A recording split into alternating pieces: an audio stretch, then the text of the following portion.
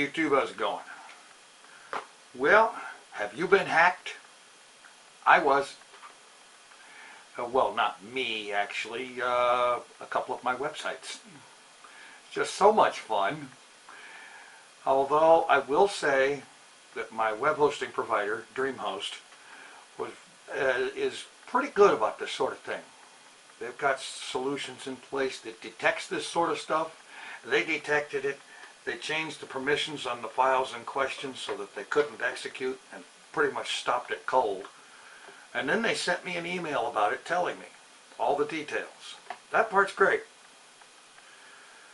The bad part is, okay, the confusing part. Let's get to that first. The confusing part is I looked at the files in question and it looked very much like somebody had put a bunch of files in there with random garbly lettered names that don't, they're just random.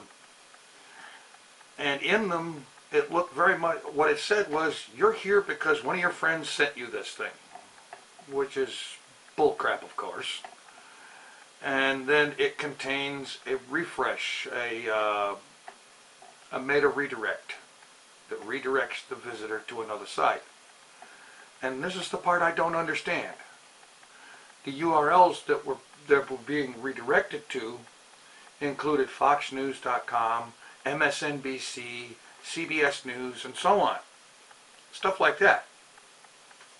Why? That doesn't make any sense at all. Why would you hack a site and then redirect people to a legitimate news site? I don't get that. And of course there was one more file, a PHP file, that contained about 23 kilobytes of JavaScript that had been obfuscated, which means completely not human readable, but still machine readable. And it could be made human readable, but it's a time-consuming pain in the butt, so I just deleted all the files. So I got rid of all that junk, and then I went ahead and started doing something I really hate doing, updating WordPress. You know why I hate updating WordPress, aside from the fact that I cannot stand the fact that my own websites nag at me to update something? For one thing, I don't like being nagged at. For another thing, I hate updating WordPress because I have in WordPress's editor, the editor you use when you're editing a blog post, the text version of the editor, not the what you see is what you get thing. I put some custom buttons on its toolbar. Nothing fancy or outstanding or anything like that, just convenient, handy things that I like to have there. And when you update WordPress, it overwrites the file that contains the code for those buttons. And then you have to go into those files and they change the doggone thing every frickin' time. They change how it's laid out, they change how, whether it's word wrapped or not, or made to look nice and easy to read, or anything like that. And they change the way it's coded so much that it can take 4 or 5 hours easily just to figure out how to put those little custom buttons back on. And then of course you got another hour of update all the rest of the blogs and then perform that same button replacing. Of course, it's once you figure it out the first time, you just copy it to all the other ones after you update them. But still, that's 6 or 8 hours out of my life that I would rather not spend doing that stuff. And no, I'm not going to turn on automatic updates.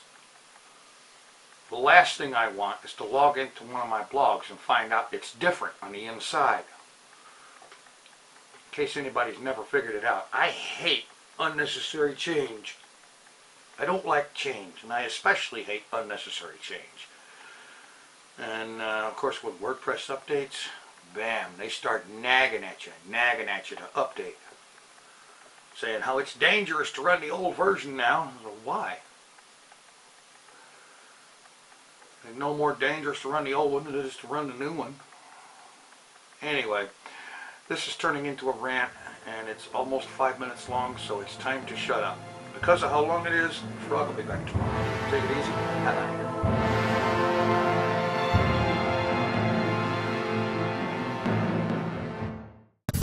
Mr. TinFoilChef.